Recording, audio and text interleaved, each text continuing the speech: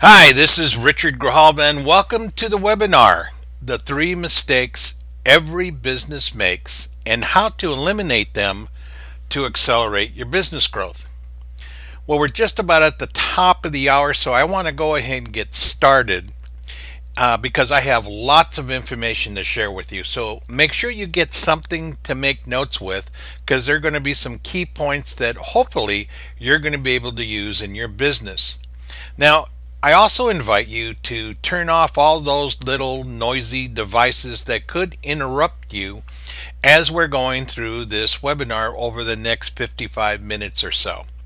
So let's go ahead and get started, and let's begin by telling you a little bit about me. Every business makes the same three mistakes. And what I like to do is help entrepreneurs, experts, professionals, and business owners to show them how to eliminate these problems by redesigning their business. And we do that by using their knowledge, and we turn this into profits because we find what's unique and valuable about them, their products and services, so that they become the go-to expert in their market. And once we do that, we can attract more clients and increase their income. Now, I have a few pictures here about me. And that's a picture of my dad, Grehalva, who's an elder teacher and a medicine man. And I've been very fortunate to meet a lot of very powerful men and women who mentored me along the way. So I take a lot of what I've learned, and what I like to coin it is taking ancient wisdom and using it in modern times. And then in the center there, you see me speaking, and I'm speaking to a group of about 450 people in Colombia.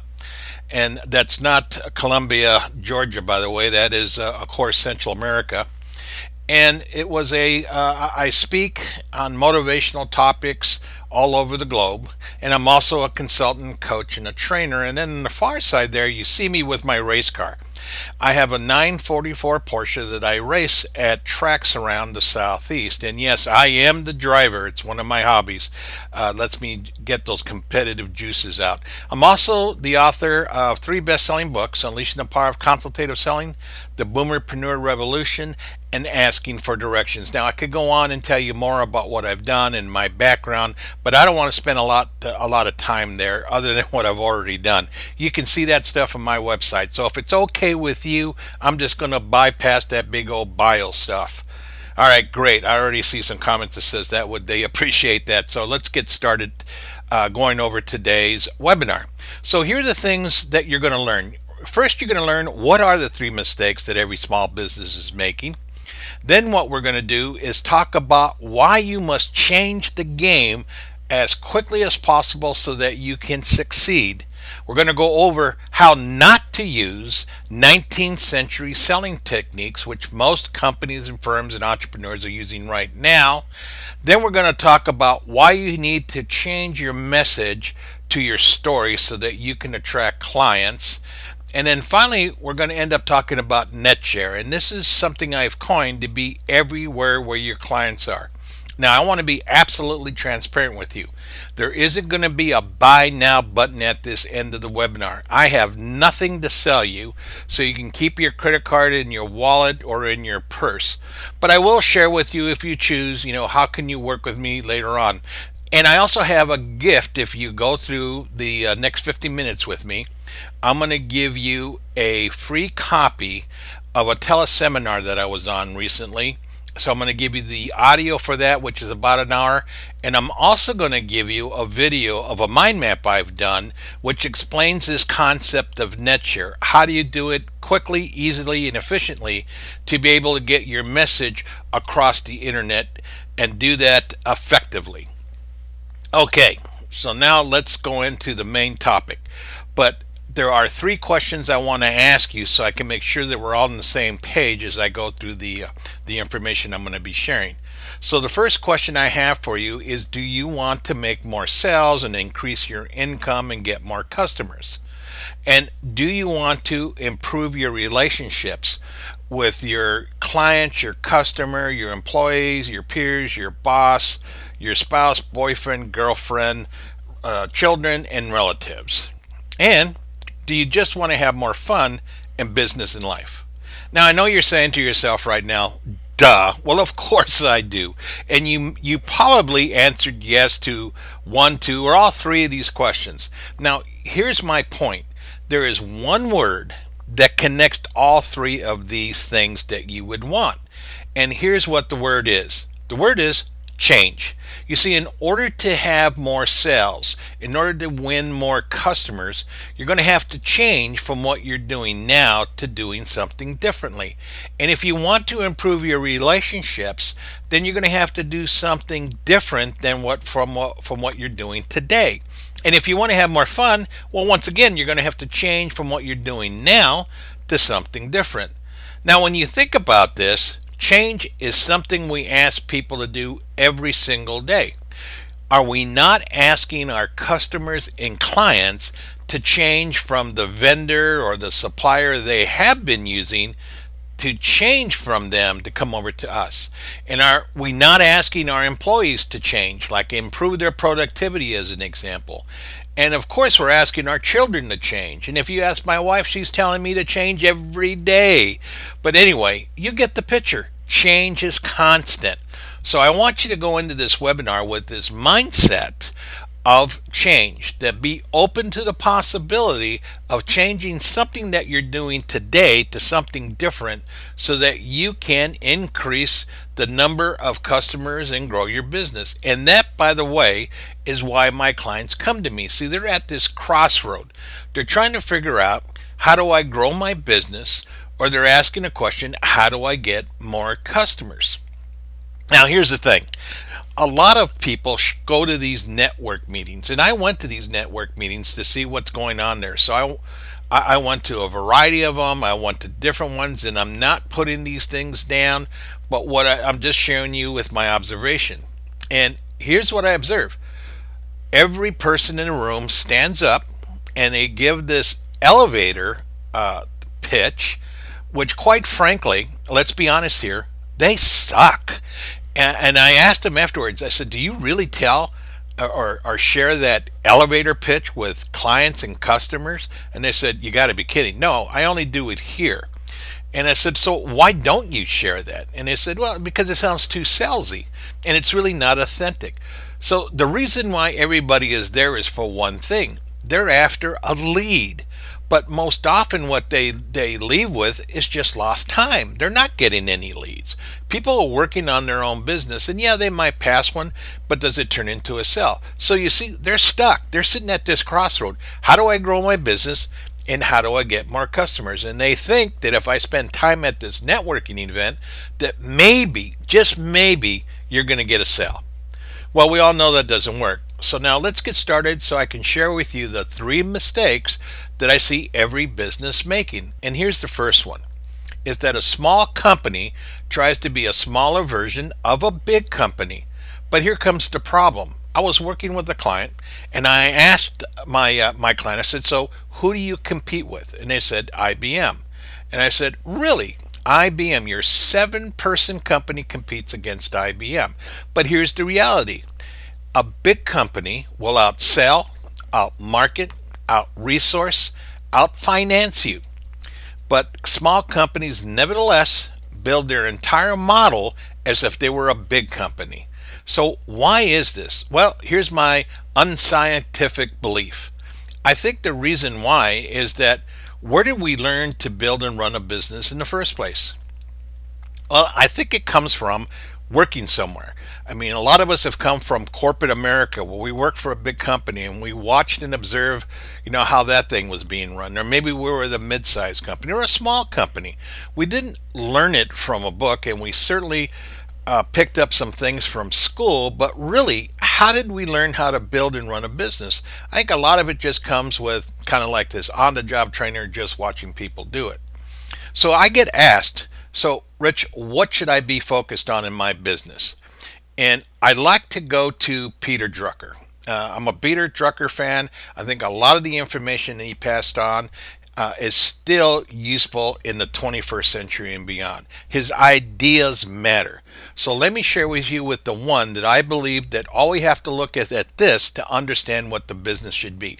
And this is what Peter Drucker said. He said, the purpose of the business is to create a customer. The purpose of the business is to create a customer. And there's only two ways to do that. It's marketing and innovation. Now think about this for a minute. When you started your business or you're thinking about building a business, it's because you identified something that was missing. It wasn't there, and you believe you could create a product or service to fit this void in the marketplace to be able to attract customers by telling them about this, which is marketing. So really it's those three things, is it not? Is that we're using innovation, we got to communicate this to the marketplace with marketing, and that helps us to create a customer. Now he went on to say that marketing and innovation produce results. I believe he's absolutely right, and all the rest are costs. Marketing is the distinguishing, unique function of the business. But to be on the same page, we have to understand what's going on right now. So in a recent survey, and asking executives and small business owners, etc., what are your top priorities? This is what they are in order: finance, top line and bottom line, sales, and we're not getting enough sales in the production of producing whatever the product or the service is, of course, management, customers, and people. So here comes the big question: what is missing? Well, what's missing from this list is marketing and innovation. It really ought to be sitting on top of the list as number one, but it isn't. So why is that? Well, I believe it's because the pure stress of running a business, they forget about it. It's not that they don't consider this to be important. There just isn't any time. But this can become the source of the problem. Remember, going back to those networking events, why are you there? Because you're trying to figure out, how do I get a lead? How do I get one more customer? Okay, so let's understand and define what marketing means. So as I go through the rest of this webinar, you know what I'm going to be referring to. Now, I believe it was Dan Kennedy that said this is how he defined marketing, and I really like it. It's the right message at the right time with the right price to the right people. Now let's take a look at innovation, and this is how I defined it: the ability to see what is not there and then to create a product or service to meet that need. And where we meet up is in the gap. What's not there that we can create, and then how do we get that message out, the right message at the right time with the right price to the right people? Now, let's take an example of where we can learn how this is used. And I'm going to go to Steve Jobs, and we're going to go to Apple. Now, I want you to think back when Apple or Steve Jobs introduced the iPod to the world. What problem was Steve Jobs and Apple solving with the introduction of the iPod? Now, when I ask this in one of my workshops and when I'm speaking, I get a variety of answers. So let me get to the bottom line here. What he was solving was a storage problem. So you have to remember, back in that time when he introduced it, when we were looking for music, we had CDs. And we always were looking for a CD that we wanted to hear the music, but we left it at home. So they had these CD wallets. And then he had these things that looked like little briefcases where you could hold a bunch of CDs. So it was cumbersome. It was not a great way to be able to do that. Then he had something called jukeboxes. And then there was something that was out there that could store all this information, and it's a hard drive on your desktop computer back in those days. But it's who's going to be walking around with that? So what he did in his genius, what was not there was a storage device capable of being able to be with you, to be mobile. Now, if you ever look at the video, and you can see it on YouTube, when he introduces it, the genius is he takes the iPod out of his pocket and he holds it up and he says, 1,000 songs in your pocket. That was the message. Now, was 1,000 songs a random number? It wasn't, because in their research they discovered that people were just downloading on average over 1,000 songs.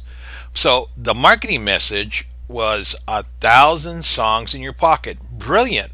It was the right message at the right time with the right price to the right people. You see, this is a great example of how we can look at innovation and marketing. But the mistake that I see people making is that they've got so many plates spinning in the air, it's difficult to find the time to look at what your marketing programs are, your innovation, to find if there's something missing or something new that you can create to take out to your market to grow your company and attract new customers. Okay, that's mistake number one. So let's move on to mistake number two. Every business that I go to, every entrepreneur, expert, professional, business owner, this is the one thing they don't have. They don't have a marketing and sales system. Now, let me explain to you what I mean by that.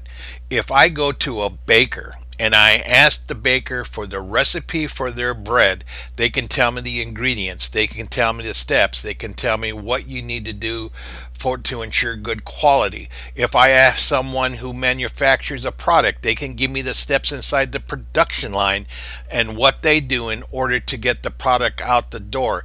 If it's a service, if it's a financial professional, they can give me the steps that they go through when they're doing their reporting and their thing. If it's a consultant or a coach, and the list goes on. So whatever the product or service is, they can clearly articulate to me the steps that it takes to be able to produce it. But when it comes to sales and marketing, and I ask them what the steps are, and then I ask them, are the processes connected? They say, sure. I said, well, let's go take a look at your website. When we go look at the website, it's probably the same website that they did when they first started their company, or maybe they've made some minor updates. But when you look at what the marketing on their website is saying, and then you meet with the salespeople and start going through the steps and how they're dealing at trade shows and the like, you'll find very quickly that they're disjointed. Now, there's a reason for that. It's because there isn't a school for you to go for selling. There is no PhD of sales. People get into this by accident. That's how most people get into selling to begin with. So this is something we need to address. And let me give you how it shows up. I'm going to talk to you about 1890 and two significant things that happened that we are still using today. The first one is the introduction for the first time on something we call the sales funnel. You're probably familiar with the word and the terms, but I don't know if you realize that the first time it came out was in 1890. The first time we actually see it in print was 1903. Now, something else happened in the 1890s along with this thing called a sales funnel, and it was the Liberty Bell slot machine. Now, what do these two things have in common? Well, the sales funnel is talking about you load up the top of this thing with a bunch of suspects, and as you go through, you qualify them, you have prospects, you get them down to leads, and eventually you turn them into customers. Well, the slot machine has a place on top where you put money in, and then you pull down the arm and you watch what happens, and you're hoping for a jackpot, just like you do in sales. You're hoping for a big return at the bottom of the sales funnel, or money's going to come out of the bottom of the slot machine. How many times do you get that jackpot? Not very often. Do you get some money that comes out of the Liberty Bell slot machine? Sure, and it entices you to put more money back into it. Just like the sales funnel, we do get some sales, and then we're looking at how much more money can we spend to get these things called suspects so that we can bring them into the funnel. Now, if we look at selling, let's examine the selling process for a moment. Now, there's a four-step process that we use in selling. The first one is called the approach. In the approach, we don't talk about the benefits and features of the product or the service. What we talk about is the customer's problem. Once we understand the problem, we go to number two. Number two is the proposition. It's here where we define and explain the features and the benefits of our product and service. Then we move into step number three, which is the demonstration. And then in step number four, there's a close. Now, there was a training guide that went with this 4 steps. There was sales training that went with this 4 steps. But let me share with you what it is that we were selling. It was the cash register, and this 4-step model, the training handbook, or the handbook that went with this, and a book of objections was created in 1883 by a gentleman by the name of Thomas Patton. Patterson, who was really looked at to be the father of modern selling. Now, this is 1883, folks, and we're still using these 4 steps. But now here comes the 20th century. So what did we do?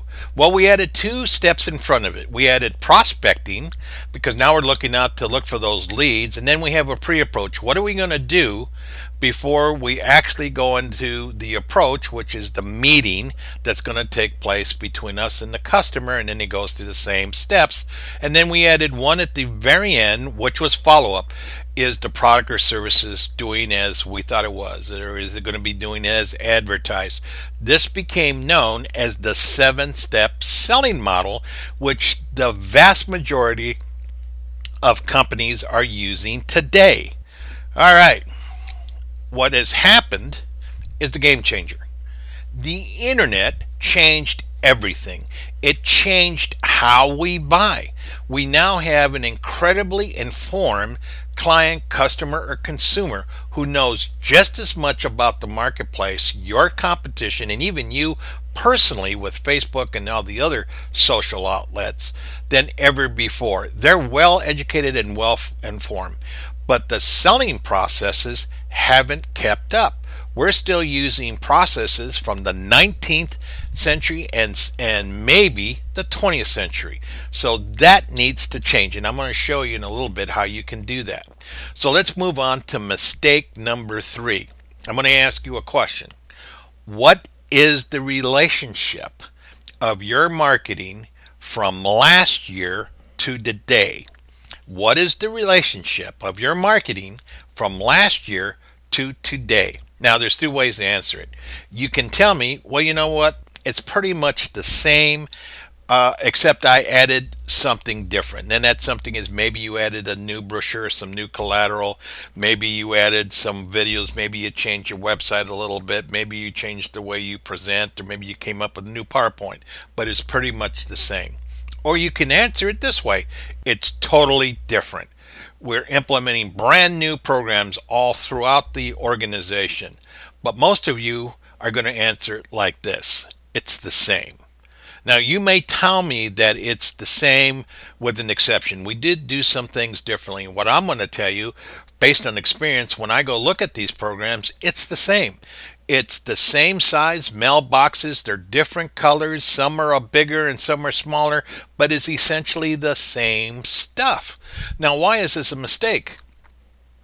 Because what happens in the marketing world, as an example, I'm going to use hospital marketing as an example to show you here, is that hospital marketers found that if they were to use billboard advertising and show the wait times in their emergency rooms, that could potentially draw more patients into their ER, because it would show them that if you come to this hospital, the wait time, because who likes waiting? You know, if you're feeling bad or you're going in for an emergency. And the reason they do this is that more than likely you're going to get you're going to go in and you're going to have something that's going to have to go into the hospital itself. Now, why is that? Let's say I have my heart, and if I go to the emergency and I got a heart problem, and then I have to get admitted to the hospital, that procedure is expensive. So it's additional revenue for the hospital. Now, I don't want to get into the whole thing about, the hospital and revenues and rest of it. What I just want to pass on to you is what marketing is doing and doing effectively about showing wait times. Because as I'm driving, I'm thinking, hey, I want to go to the hospital, but here comes the problem. Other hospitals got onto it and said, you know what, that's the way we should do it. And I can tell you where you can go in places in Florida where you're going down the highway there and you can see 3 or 4 of these type of signs from different hospitals talking about their wait time. Now, why is that important? If I'm having a heart attack, I'm not going to jump in a freeway to see which one of these hospitals has the shortest wait time. But I will remember that I could remember that if I looked at JFK on the upper right, it seems like their wait time was 4 minutes or less. I think we should go there, even though it's a little further from my home. I think that I'm going to get through and I'm going to get admitted soon. That's going to be important to me. Problem is, they all look alike. How do I make or distinguish the difference? So the mistake is we're making it very difficult for a customer to make a decision. How do they make a good choice as opposed to a bad choice when everybody else and every one of your competitors is saying the same thing? Very difficult, is it not? All right, so let's move on to the next one. And the next one is to recap where we're at right now so we can understand what's happened in the three mistakes I see that companies are making. The first is you're a small company trying to act like a big company. That's a mistake. The big company is going to outsell you, out resource, out market, out finance you every single time. Tough. The next thing is there's no sales and marketing system. There's systems that are not being used because they're not there. They're disjointed. The dots don't connect. They're using things from the 19th century in terms of their processes. The marketing doesn't connect with the selling process. The presentations are all different. There's a lot of problems that can happen there. And then when it comes to the messaging and marketing, it all looks the same. So it makes it very difficult for a customer to decide. When I talk to these folks in these networking events, by the way, the reason they have such a difficult time coming up with this elevator pitch is because they really don't know how to distinguish themselves from their competition. Sad, I know, but it's a reality. Okay, so if we want to grow our business and we want to get more customers, and this is the question, so how do we eliminate them? So here's what we need to do, and this is the mindset I want you to have. You have to change the game, and this is why I told you at the very beginning, this is paramount, this is important. If you continue to do the same thing, you are going to get the same results. If you continue to go to the network meetings looking and hunting for a lead, you're going to get the same results of lost time. If you don't change your process and looking for marketing and innovation, you're going to get the same results. So this is what we need to do. And I'm going to give you some steps in order to get that done. But let's get on to the same footing here. We want to look at your marketing and your innovation, and we want to spend some time here in the gap. That is paramount. So step one, we're going to talk about a redesign. Now I want to be real clear here when I use the word redesign. I'm not talking about rebuilding your business completely and throwing away everything that you've done so far. Absolutely not. It's like my wife who wants to update our kitchen. We're not going to get rid of our house. We're not get rid of the kitchen. What she wants to do is redesign it. She wants to upgrade the appliances and get some new cabinets. So we're going to redesign our existing space. We're not getting rid of it. That's what I want you to think about. In the same vein, in a redesign, that means we have to come up with a new plan within our space. What are we going to do? So what are we going to do, and how are we going to approach this thing about marketing and innovation? Where do we get our ideas and inspiration and get the creativity flowing? Well, I want to talk to you about something that can help you accomplish this. And I want to talk to you about a business model. Not a business plan, but a business model. Now, the business plan that you did when you first started your business, which is probably sitting on your hard drive someplace, or maybe it's in a 3-ring binder that's sitting in a bookcase, is that you don't refer to it daily. You don't go back to it all the time. Some of you do, some of you don't. But the business plan articulates the tactics, the steps that you're going to do to achieve the objectives that you set up for your company. The business model describes the how. It's the rationale of the how you're going to create and deliver and capture value. Now, there's a way to do this on one single page. It's an awesome process. And it's called the business model generation. There's a business model canvas. It's a great way to be able to do this. Now, I've given you a link here that you can go to get more information about this. You can go to businessmodelgeneration.com, and while you're there, you'll get lots of information. You can get a canvas that you can download and be able to apply this yourself. So this is what you got to do, and there's a handbook. I highly recommend it. But let me give you the 9 building blocks of the business model. And it really has a left side and it has a right side. So let's look right down the middle, and it begins with value proposition. What's the value that you're bringing to your customers and clients? And then it talks about your customer segment and the kinds of relationships you have with your customers, the channels in which you communicate to your customers about the value of your product or service, and then the revenue mechanisms. Is it a SaaS model? Is it a one-time event? Is it a continuity model? So you look at those revenue, those types of revenues for your product and service. Then on the left-hand side here, you're looking at the cost side, the key activities that you have to perform, your key partners, your key resources, and some of your big costs. So this is a great way to be able to look at your business model. And the way that they recommend that this is done is by using those yellow sticky notes. And they want you to use yellow sticky notes because this is a dynamic process. Things are changing all the time. You could be changing supplier. Something comes new in the marketplace that you want to create something model. You want to test your model. You want to look at it and look for the gaps. This is a way you can do this. This one here is an example if you were doing for Apple, since I was using that as a prior example.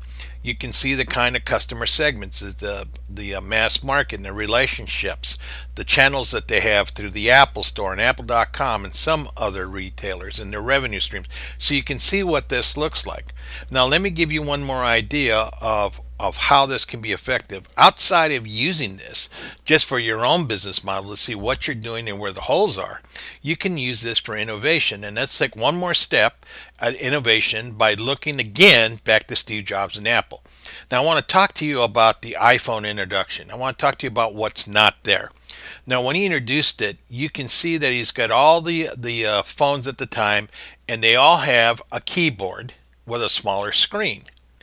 And what was not there was the ability to have a bigger screen without a stylus and be able to type just like you do today. And the innovation, of course, was the iPhone. Now, the iPhone is a platform and an experience. He didn't invent the phone. He didn't invent the camera. He didn't invent the video camera. He didn't invent all that other stuff. It's a platform and an experience. And look at how he's talking about it down in the center there. It works like magic. There's no stylus. And of course, he patented the heck out of this thing. But I just wanted to give you one more idea. Just imagine if you had that one-page model and you're starting to look and you're asking the question, this is what we're doing now. What's missing? What's not there? So that you can begin to describe in your product and service. I hope this is making sense to you. All right. So what you can do is that you can review your business model and then find the gap. Do you see a gap when you put that up there? It's kind of amazing because a lot of times you'll find it. Maybe there's too many things that you do and you have to unbundle it. There's a lot of different approaches that happen. But you can see how easy it is to do. You can take the canvas. Some people put it on a projector and just show it on the wall, and then they put stickies on it. Others are writing it and they get something made so they can put it on their whiteboards, as you see here. And then as a group, they're going to put in those yellow stickies. So instead of going to that next network meeting, spend an hour doing this with your team or even with yourself. You'll be amazed at how much you can get done. All right, now I want to go on to the next step. The next step is rethinking the sales funnel. Now I want you to think about the sales funnel as two, and I use an hourglass here to kind of show you that there's a funnel on top and a funnel on bottom. And I want to show you what's happening now today when we have the availability of the internet. Now going back to the traditional sales funnel, there was something that was introduced in the late 1800s. Again, it was the first time we saw it in print was about 1903 or so, and it was something called ADA. People talk about ADA, and what that stands for is awareness, interest, desire, and action. So the awareness is, it's the headline. Are you talking to me? How do I make sure that I get the attention of the potential customer or the existing customer? And then I want to grab your interest. Why are you talking to me? And to create desire is, why do I need this? And then finally with the action is, what do I need to do to get it? And that becomes what's known as our sales funnel that we're using right now.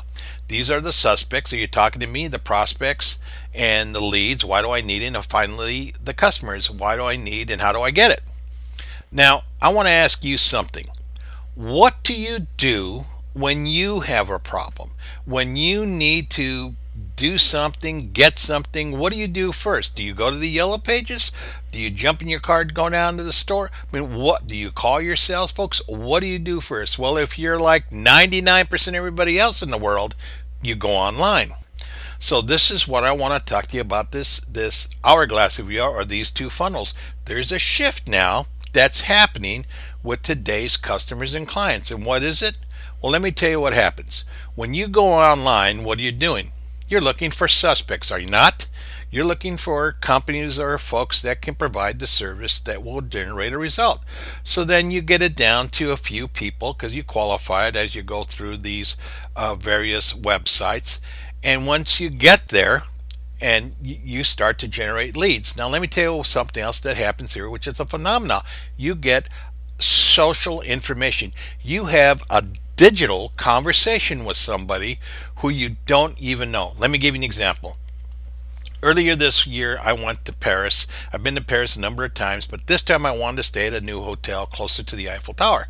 So I went on to TripAdvisor.com. If you're not familiar with TripAdvisor, these are people who have been to different places, and they're giving their own personal observations, recommendations about hotels, cities, transportation, places to go, you name it, it's all there.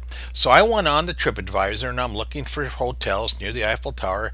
Based on the reviews that I read, I made a decision from people I don't even know to put down a lot of money to go to a hotel. Well, as it turns out, it was a great hotel. In fact, I wrote a review about the hotel and some of the restaurants and the other places I visited in France and Germany, and I've had over 10,000 people go on to these different reviews, and a lot of thumbs up and a lot of people thanking me. I don't even know them, and just like I didn't know them. That's what's happened today, and that's how a lot of people are making decisions. Now I'm after their result. Now this top half of the traditional sales funnel that we all know is now being used by our customers and clients. What a huge shift the internet made. So what happens when they come to your website, or they're going to be talking to your sales folks? They want to confirm, am I at the right place? Are you going to be able to help me? And based on my criteria that I put into the search argument, I want to make sure that you can match my criteria. And I'm looking for information. So we got to provide them that information the way they like to see it. That can be a video, it can be a report, it can be an audio recording, it can be a number of different things, but they're looking for it. And then we have to validate for them that yes, I can help you, I can solve your problem, I can get you away from the problem you've been going or get you the goal you're after, and that generates customers. This is a 21st century model. So the best way for you to do this is sit down and begin to put yourself in the shoes of your customer or client, or better yet, put yourself in the same keyboard. When you have this problem, imagine you are now a customer, potential customer of your own product service, and you go online. What are you going to search for?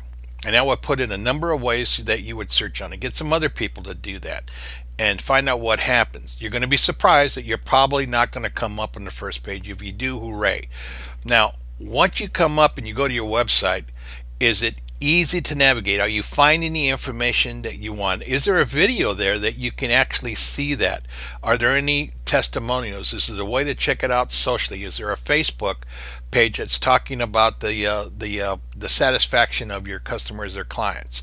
And then go through each and every step to see what's missing, what matches, what doesn't match, and what the gap is, so that you can modify and update your sales and marketing so that it becomes a complete system.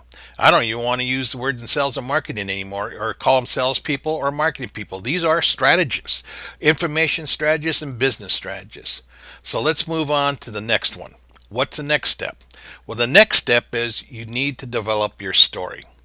Because right now we're going from a me culture, a me society, to a we society. There's a book called Pendulum, and it is awesome. It gives a strong argument and can show concrete examples of what happens every 40 years.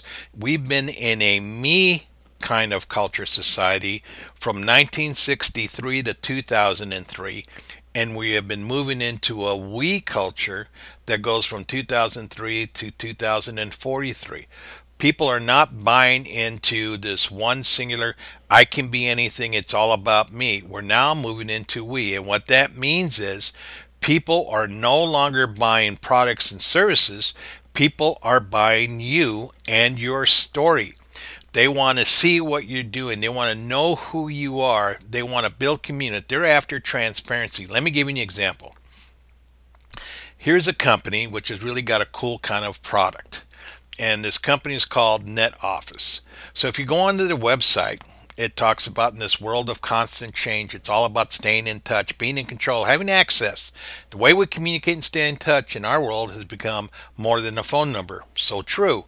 Texting, emailing, planning, blogs, social networking. Our life has changed. Each of us has multiple phone numbers, email addresses, social networking sites, and the same goes on. And when someone asks you for the information, like your websites and emails and phone numbers, we got all this stuff. So they provide a service that gives you everything in one name with one unique ID. It's a great concept. So I asked him, I said, so where did you get, what was your big why? Tell me the story about when you started your business. This is what he told me. I got the idea for NetOffice from my grandmother trying to remember all the kids' phone numbers, social sites, emails, when to take her meds, what time her doctor appointment was. We take everything and we put it in one place with just one simple name to remember and one touch away. Brilliant. I love this story. I get it. I mean, immediately when he starts to say that his grandmother was having all these problems remembering, well, you know what? I have a problem trying to remember all these numbers that I've got. Now, which one do you think would be more impactful on the website? The one he currently has, which is good, by the way, or if he was to start this story and say everything under one name? What if he got rid of that and began with, I got the idea for NetOffice from my grandmother trying to remember all the kids' phone numbers, social sites, emails. Isn't that more powerful?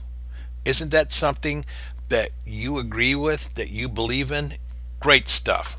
Now I'm going to give you one more to think about. And the key here is you have to clearly articulate what you're against and what you're for. I want to share with you a story about a lawyer, an attorney. Now I know they're saying, oh, here's something different.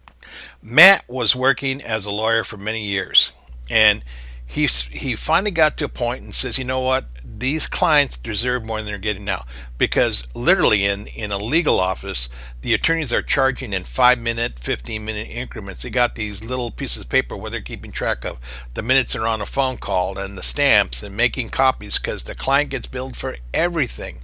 And he wanted to come up with something new. He wanted to come up with a customer-centric approach. Now, there was a lot of resistance within the legal profession from doing it, because it's always been done one way. So he was against the old model and he wanted to create something new. So this is what he did.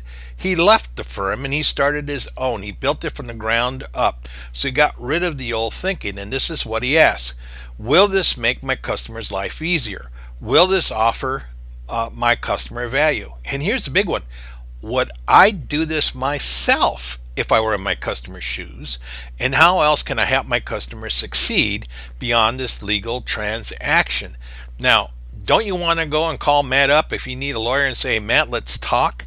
If you're looking at all the websites that look the same, just like those mailboxes, and you come to Matt's site and you read this story, which is on his site, by the way, and you read this story, isn't your hand going up right now? It says, what's Matt's phone number? Ready to call him? It's because it's authentic, it's transparent, and he's telling his story. So the thing I want to leave you with here is to start to tell your story. What are you against and what are you for? All right, now let's go on to the next one. This is step number 4. This is NetShare. Now, a lot of the business people I talk to and entrepreneurs there, they use this buzzword called market share. Now let's talk about market share for a moment. That's looking at what the potential number of consumers or customers are in a particular market segment, and then it's simply a matter of math. How many of those do I have, which would give me a percentage, so I can track my percentage of market share of what's available. Now, in reality, While people use that word, they don't actually measure it because they don't have access to the entire thing, that meaning the entire base. Some do, some don't. Now, there was something that became very popular in the 70s and 80s, and it's called mindshare. It was looking for something that would, when somebody has and thinks about a problem, that your product or service comes up first. Let me give you an example. When you absolutely have to get it there overnight, FedEx.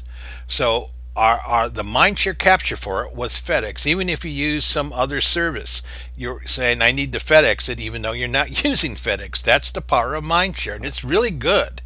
But then we move into the 21st century, and I coined something that I call NetShare. Now, why is NetShare? What is it, and why is it important? Well, let me tell you what's going to happen in the next 60 seconds. There are going to be 168 million emails that are going to be sent in the next 60 seconds. There are going to be 1,500 new blog posts. There are going to be 60 new blogs. There'll be 70 brand new domains registered. There's going to be 600 brand new videos that have been uploaded to YouTube. There's going to be 695,000 Facebook status updates in the next 60 seconds, and an astounding 694,445 search queries on Google. Here's my question. Will they find you? Are they going to find you on Google? Are they going to find you with blogs, on videos, in your domain, iPhone apps, and the list goes on here. It is vital to your success, because I have another question for you.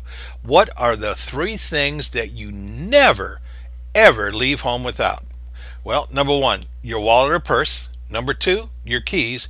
And number 3, your smartphone. Now, these devices allow us to be mobile. We are connected to the internet wherever we go. And the statistics are astounding of the people who will do a search on Google and then buy, whether that's going into a restaurant, whether it's to buy a product or a service. The numbers are pretty high and really are compelling for you to be mobile. You cannot ignore it, and you must be there. All right, so now where are we? We've covered a lot of ground in really a short time here. So the 3 mistakes that every business is making, and maybe you recognize that you're making the same ones, maybe you recognize that you're not. I hope you're not, but nevertheless, most businesses are. Now, how do we eliminate them, and then how we're going to accelerate your growth? Right, so let's look at where we're at today. Most businesses are trying to be a smaller version of a big business, but that's not what we need to do. What we need to do is spend some time with marketing and innovation and relooking at our business model to come up with something that's going to attract more customers and allow us to grow our business. Sales and marketing systems are completely missed. They don't exist. What you're going to do is go through the steps and go through the keyboard just like your customer to find out what works, what doesn't work, what's missing, so that you can fill that gap, so that you can create a solid system. Next is stop looking like everybody else. It's making it very difficult for your customers or clients to decide who to go with. Now you're going to begin by sharing your story on your website and on your collateral, wherever it makes sense, so that they understand who you are and what your story is. Instead of measuring market share, you're going to be looking at something called net share. You want to be every place where your customers are. Whatever they're looking at, you want them to find you. Okay, a lot of information that I've passed on to you in a short period of time. I hope you've been taking a lot of notes here to figure out what to do.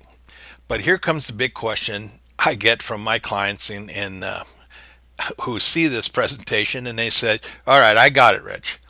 I got it. I'm making those mistakes. I don't want to make them anymore. So where do I start? What's the first step? What do you think I should do? And, up to that point, I have been doing a lot of consulting, and my consulting engagements are six-figure consulting engagements for 60 days, 90 days, or longer. So they're lucrative to me. They're six-figure deals. So I do selectively, I do these engagements. But as these people came to me, my clients and my friends, and said, I need some help here. What's the next step? How do I get there? So I knew I needed to build a new model, just like Matt. I had to change it because consulting is about hourly, it's about billing for everything. What could I do differently? So the first thing I want to do is to figure out, how do you accelerate the learning and then the application of what it is that you're learning into 30, 60, 90 days and beyond, trying to figure out a way, how can we do this sooner? Well, some of the things I've been trained in, I'm a master practitioner in NLP. I've been trained in the language and behavior profile. I'm a trainer in accelerated behavior change.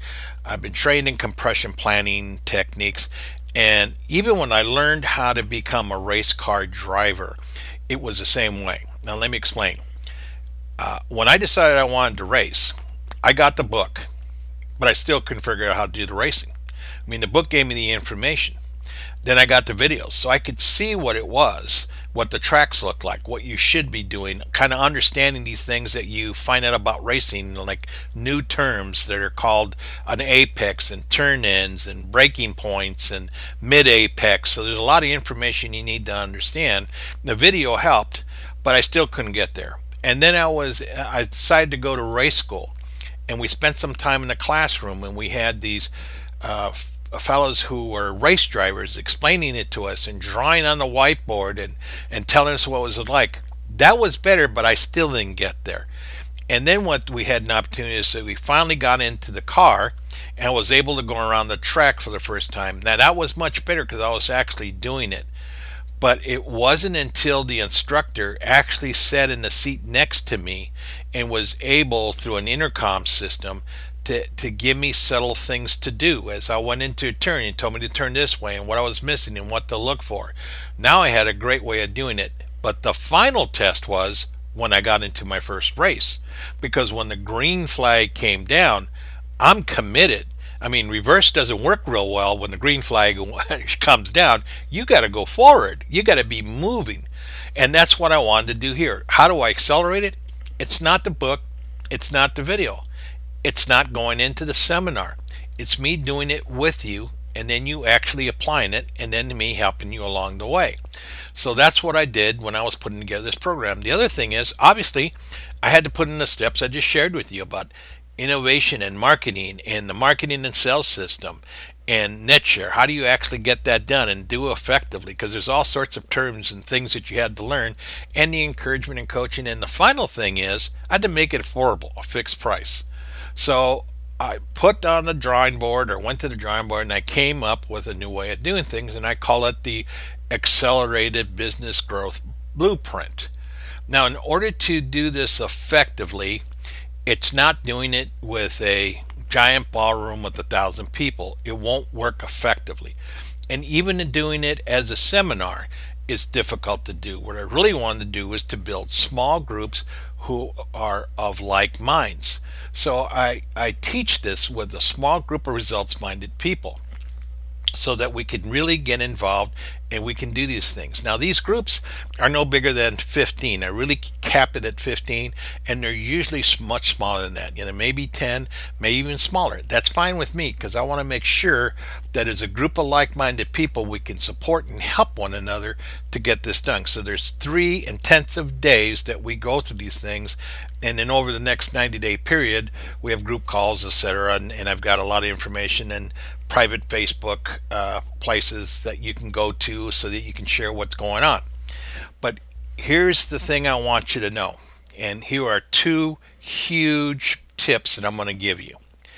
I wanted to understand, what is the formula of success? What are successful people doing? Sales professional, business leaders, parents, you have it. I want to understand, what are they doing differently than the rest of us? So here's the formula, the first formula. Problem plus result equals a solution. And let me explain this. What's the point of offering a solution if you do not know what the problem is or the result that the customer client wants?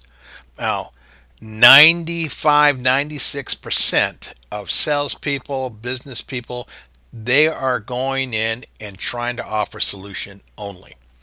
And when I asked them, I said, so tell me what problem you're solving. They said, well, I can help you make more money. So my problem is making more money? Isn't that the result? Isn't that what I want? Really? Or they'll tell me, I can make you more productive. That's the problem myself. So my problem is being productive. Isn't that what I want? Isn't that what I want to be, is more productive? That's the result, isn't it? Is that the solution? So you get the idea, is that people are talking to them. Just go look at your website and your competitor's website and find out, do they address the problem and the result, or are they just talking about the answer? 99% are talking about the answer. They don't have my problem or result. So this is one of the areas we focus on throughout the entire time I work with my clients. Now the next one is value. Value is one of those things that gets thrown out by a lot of people. So I would ask professionals, I said, so okay, fine. Define for me value. You know what? I never got a good answer. I mean, it was like value is what you pay for. There was all sorts of stuff, but they couldn't really put a definition to it. And then I started asking people who just had a product or service. Said, so tell me how you are measuring value. It came down to this formula. It is value equals the result minus the problem. In other words, if the problem went away, I got the result I wanted. That is value. And I will tell everyone of the value that I've received. Makes sense, doesn't it? So it starts off with, I need to understand the problem and the result you're after. Then I craft a solution. Now, once I understand that, I can provide you value if I can get you the result you wanted and eliminate your problem. If you only take these two things away from this webinar, you're way ahead of your competition. I guarantee you. All right. So what happens next? Well, I love taking that one-page business model, because it allows us to quickly figure out what we're doing, identify the gaps, and to be able to go with the next step. And we use something called a blue ocean strategy. If you're not familiar with this, the example is Southwest. See, in the red ocean is where everybody is. It's like when I showed you those billboards. There's everybody swimming in the red ocean. It gets hard to figure out what makes you any different. So if you think about the airlines, they're all in this red ocean. What's the distinction and the difference from one to the next? Now, Southwest began to look at things that they could work on. They're looking at, what can we eliminate? You know, what are the factors that the industry takes for granted that should be eliminated? How about this? We're not going to serve any meals, only peanuts. We can save money that way.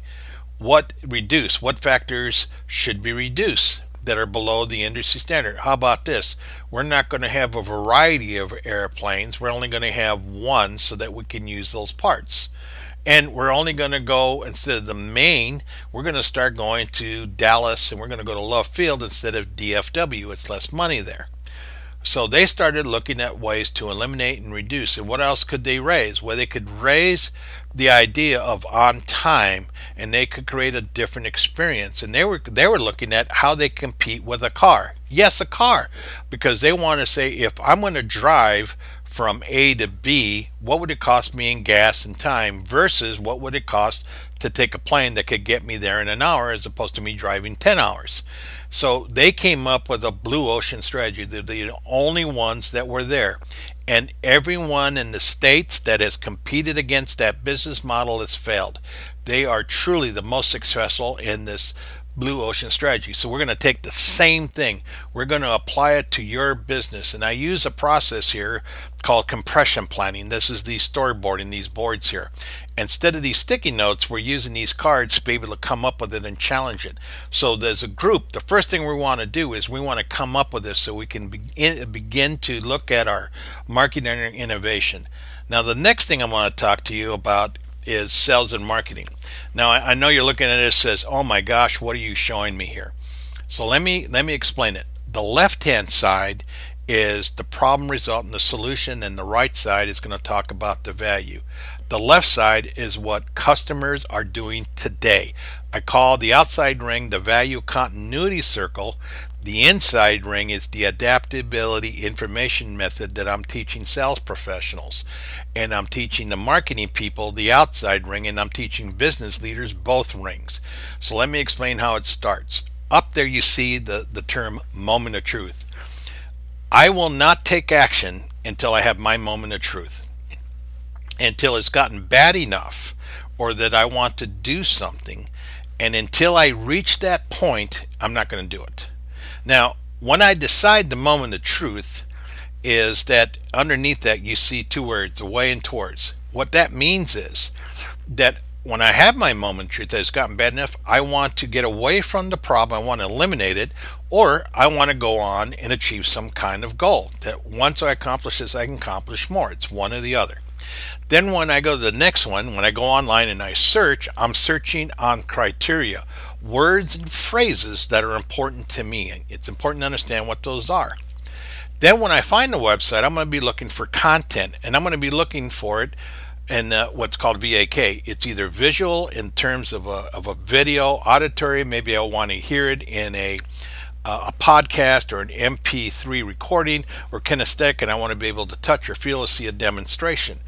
Then I'm going to go on and I'm probably going to get some a social digital conversation to help me with the decision process. Now that internal external, what that means is I either need information and feedback to help me decide, or I just know but I need information. So I'm an internal, but nevertheless I went on TripAdvisor, and based on the information I made the decision. Now the decision and how we decide, we either go through here with options or process. Some people are inclined to follow step by step, others are looking for alternative methods. And now that's the client side. Where it starts on the next one, where it says certify, that begins with you in your business, the sales professional. You have to certify that yes, I'm the kind of company that's going to help you to avoid or eliminate the problem you have or achieve the goal, maybe both. Then I have the content that you're looking for so that you can see it in a video, you can hear it in an MP3 recording, or you can get a demonstration. The systematic questioning that I'm going to provide is the outcome, which is, imagine it's the result of the result. Then finally in the presentation, I'm going to present all this information back to you based on your criteria, and the validation happens when, yes, you have validated, which started this moment in truth for the customer, that you can avoid the problem they've been having, or you can get them the goal they want, and then they buy. And then what happens is the same technique happens all over again for the next problem they have when they have their moment of truth and they come to you with your product and service. Hopefully this makes a little sense to you. So it really goes in this circle. So there's two parts of it. I teach the group and my clients how to adapt this and how to use this and implement it in their companies or in their profession, whatever they may be doing. Maybe it's a coach.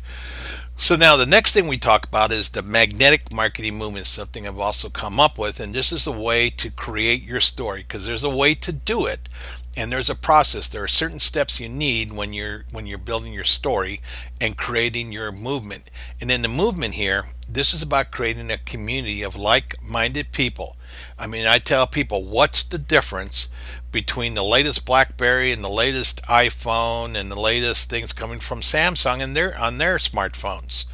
The difference is you can clearly argue that some of these other phones are better than an Apple iPhone, but what you cannot argue is that there are people who are lined up at midnight to be the first one to get the latest iPhone, because they have a community, they inspire, they educate, they're attracting them, and that's what I want you to do. And the way you do that is by becoming the go-to expert advisor in your marketplace, and we talk about how to get that done.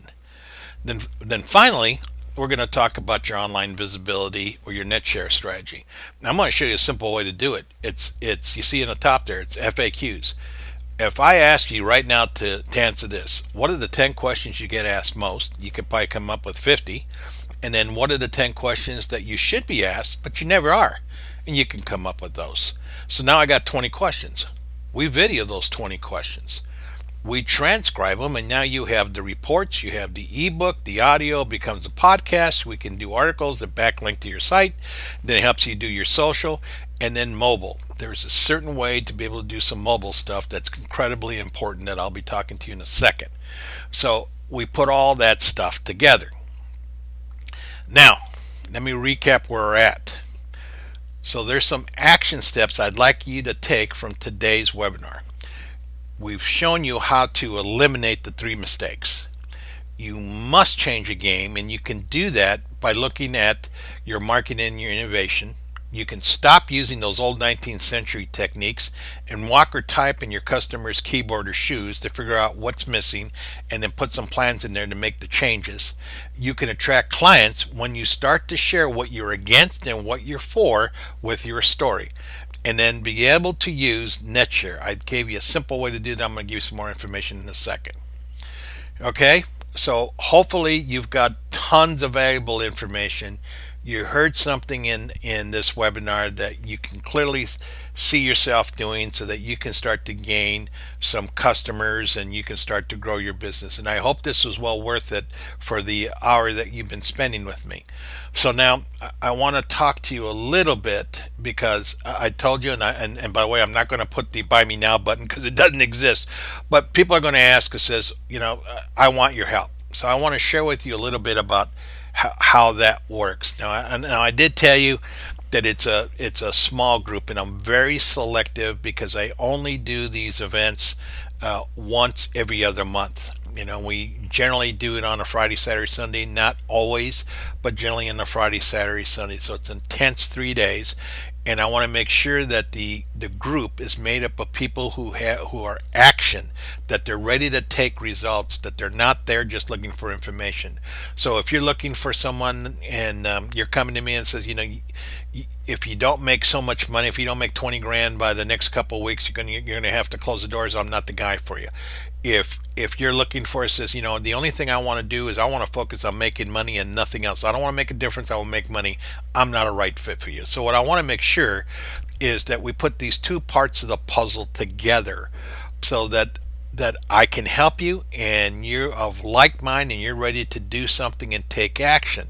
Now, the way this works is that you book some time with me.